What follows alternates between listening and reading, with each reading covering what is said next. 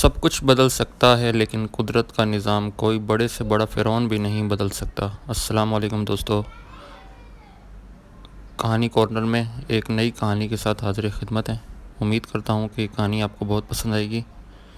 یہ کہانی نہیں، ایک سبق آموز چیز ہے جس پر عمل کر کے ہم لوگ سیدھی راہ اختیار کر سکتے ہیں۔ دوستو کہانی پوری ملاحظہ فرمائیں۔ سب کچھ بدل سکتا ہے لیکن قدرت کا نظام کوئی بڑے سے بڑا فرعون بھی نہیں بدل سکتا۔ سورج روز اول سے روز محشر تک مشرق سے طلوع ہو کر مغرب میں غروب ہوتا رہے گا۔ سائنسدان کتنی بھی ترقی کر لیں مگر قدرت کے آگے بے بس ہیں۔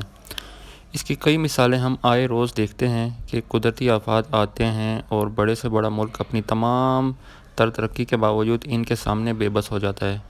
جیسا کہ دوستو آج کل کی جو سب سے بڑی لہر ہے کرونا وائرس، اسی کو آپ سامنے اپنے رکھیں۔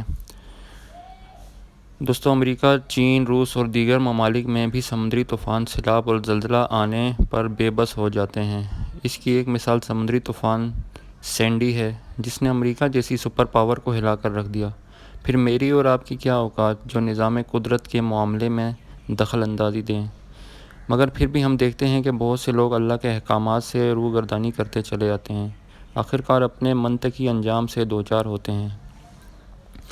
اللہ تعالیٰ نے واضح طور پر رزق حرام سے دور رہنے کی ہدایت کی ہے، مگر آپ کسی بھی محکمے میں چلے جائیں، یہ جاننے کے باوجود کہ رشوت لینے اور دینے والے دونوں دوزخی ہیں، پھر بھی سرعام رشوت لینے اور دینے کا عمل جاری ہے، جس میں انکم ٹیکس، کسٹم، اے جی آفس، عدالتی اہلکار زیر فہرست ہیں۔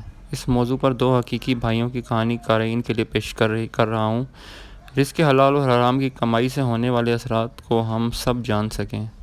اختر اور احمد دونوں حقیقی بھائی تھے۔ ان کے والد نے ساری زندگی رزق حلال کی کمائی سے دونوں کو تعلیم دلائی، پھر پال پوس کر بڑا کیا۔ وہ ایک پرائمری اسکول میں ٹیچر تھے۔ اچھرا کی آبادی میں کرایہ کے مکان پر سکون کی زندگی گزار کر ریٹائر ہوئے تو دونوں نے میرٹھ پر کسٹم میں ملازمت اختیار کر لی۔ باپ نے دونوں کو رزق حلال کمانے کی نصیحت کی۔ اختر نے باپ کی نصیحت پر عمل پیرا ہوتے ہوئے رزق حلال پر گزارا کیا، مگر بہت کم لوگ ہوتے ہیں جو والدین کے نقش قدم پر چلتے ہیں۔ معاشرہ بھی اس میں بہت بڑا کردار ادا کرتا ہے۔ احمد کچھ عرصہ تو رزق حلال کماتا رہا، لیکن اس کی بیگم ہر روز طعنے دیتی کہ تم اتنے بڑے عہدے پر فائز ہو، ہم کب تک کرائے کے مکان میں دھکے کھاتے رہیں گے۔ خربوزے کو دیکھ کر خربوزہ ہی دوستوں رنگ پکڑتا ہے۔ چنانچہ احمد نے کمائی میں رزق حرام کی آمیز شروع کر دی۔ ہمارے ملک میں افسران بالا بھی ایسے لوگوں کو پسند کرتے ہیں جو خود بھی کمائے اور افسران بالا کو بھی مالی فائدہ پہنچائے۔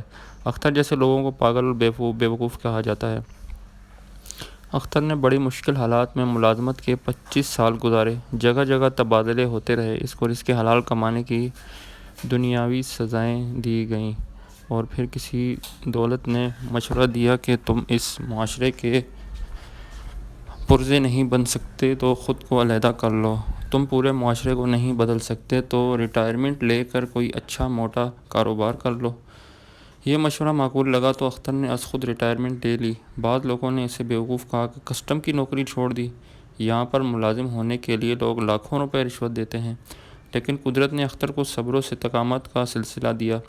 اس نے اپنا چھوٹا سا کاروبار شروع کیا۔ اس کے اخلاق اور مناسب ریٹ کی بدولت بہت جلد کاروبار ترقی کر گیا۔ وہ اچھرا سے لبرٹی تک پہنچ گیا، لیکن لبرٹی مارکیٹ جہاں سے ہر شے 2 گنا نفع میں فروخت ہوتی ہے، اختر نے اپنا اصول نہ بدلا۔ اچھرا میں رہتے ہوئے بھی وہ غریبوں کو ہر ماہ مفت راشن خود دے کر خاموشی سے لوٹ آتا، اور لبرٹی میں آنے کے بعد بھی یہ طرز عمل جاری رکھا۔ اختر نے اپنی بیٹی کو اعلیٰ تعلیم دلوائی اور اس کی شادی ایک مڈل کلاس گھرانے میں کر دی۔ وہ آج پرسکون خوشحال زندگی گزار رہی ہے۔ اختر نے اتنی بڑی مارکیٹ میں وسیع کاروبار کا مالک ہونے کے باوجود اچھرا کے کرائے کے مکان میں سادہ سی زندگی گزارنے کو ترجیح دی۔ دوستوں نے مشورہ دیا کہ اپنا مکان تو بنا لو، مگر اس کا موقف یہی رہا کہ اس عارضی زندگی میں پختہ مکان بنانے کی کیا ضرورت ہے، موت تو ہر وقت پیچھے لگی رہتی ہے۔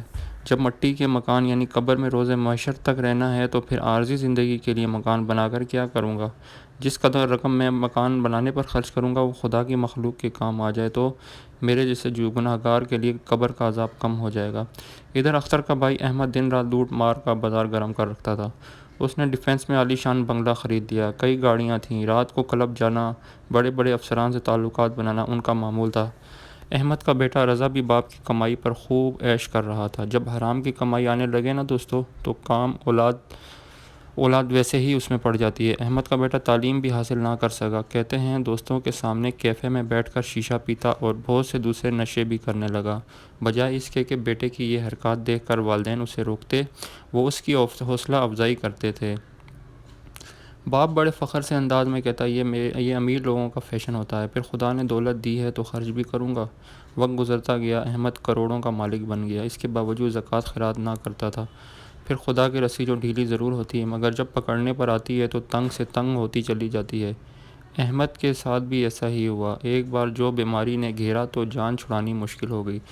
مرغی کھانوں کی وجہ سے اسے معدے کا السر ہو گیا، پھر شوگر بلڈ پریشر بیماری نے بھی گھیر لیا۔ ڈاکٹروں نے سختی سے کھانوں پر پابندی لگا دی۔ یہی قدرت کا انصاف ہے، پیشہ ہوتے ہوئے بھی وہ سادہ غذا کھانے پر مجبور تھا۔ احمد نے قدرت نے عجیب انتقام لیا۔ وہ بیٹا جس پر احمد فخر کیا کرتا تھا اس کے لیے وبال جان بن گیا۔ اس نے پاکستان اور بھارت کے کرکٹ میچ پر جوا کھیلتے ہوئے اپنا بنگلہ نما گھر دوست کے آگے ہار دیا۔ احمد نے اپنے کالے سرمائے کو چھپانے کے لیے گھر بیٹھنے کے نام پر رکھا۔ رضا کا دوست قبضہ لینے کے لیے چند گنڈوں کے ساتھ آیا۔ اس وقت تو کچھ لوگوں کو سمجھانے پر وہ چلا گیا، مگر جاتے جاتے سنگین نتائج کی دھمکی دے گیا۔ غالباً عید الاضحیٰ پر اس کا ایک دوست شراب کی نئی بوتل لیے گاڑی میں آیا، کسی نے فائرنگ کر کے اسے ہلاک کر دیا۔ شبہ احمد کے بیٹے رضا پر گیا۔ دوستو آج وہ جیل کی چار دیواری میں زندگی اور موت کی جنگ لڑ رہا ہے۔ احمد کی بیوی اس صدمے سے چل بسی جبکہ احمد پر فالج کا حملہ ہو گیا۔ اپنی کوٹھی میں وہ لاوارث پڑا زندگی کے دن پورے کر رہا ہے۔ یہ رزق حلال اور رزق حرام کی کمائی کے کرشمے۔ اللہ تعالی ہمیں رزق حلال کمانے کی توفیق عطا فرمائے۔ دوستو کہانی آپ نے ملاحظہ فرمائی، انشاءاللہ امید ہے کہ آپ کو یہ کہانی بہت پسند آئی ہوگی۔ ایک سبق آموز کہانی تھی۔ دوستو ایک بات یاد رکھیے گا کہ حرام چاہے جتنا مرضی آپ کما لیں، جتنی مرضی اس میں عیش و عشرت کر لیں، لیکن دوستو اس کا نتیجہ بہت ہی بھیانک اور بہت ہی ہولناک ہوتا ہے۔ دوستو اس طرح مزید اور کہانیاں ہمارے چینل پر دیکھنے کے لیے، سننے کے لیے چینل کو سبسکرائب کریں اور ویڈیو کو لائک کریں۔